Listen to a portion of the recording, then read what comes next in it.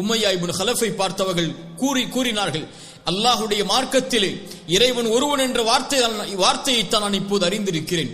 இந்த வார்த்தையை விட அல்லாஹ்வை ஒருமைப்படுத்துவதற்கு வேறு சில வார்த்தைகள் தெரிந்தாலும் அதையும் நான் கூறுவேனே தவிர, இந்த வேதனை, இந்த உணவில்லாமல் என்னை தடுத்து வைத்திருப்பது, இந்த பானம் இல்லாமல் என்னை தடுத்து வைத்திருப்பது, இந்த பாலைவன சூட்டில் என்னை மரணிப்பதற்காக இந்த நிலையில் ஆக்குவது, என்னை சிறுமைப்படுத்துவது, இதுவெல்லாம் அல்லாஹுடைய மார்க்கத்தில் இருந்து என்னை வெளியேற்றாது என்ற உறுதியை உமையா இப்னு கலஃபிற்கு கொடுக்கிறார்கள்.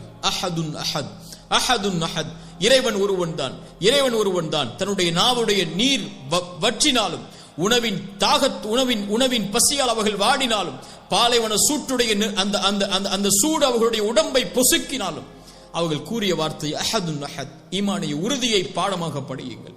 அபூபக்கர் சித்திக் ரலியல்லாஹு அன்ஹு மறுபடியும் உமையாவிடத்தில் வருகிறார்கள். பிலாலை விட்டுவிடு, அவர் அடிமை, அவர் ஏழை, அவருக்கு என்ன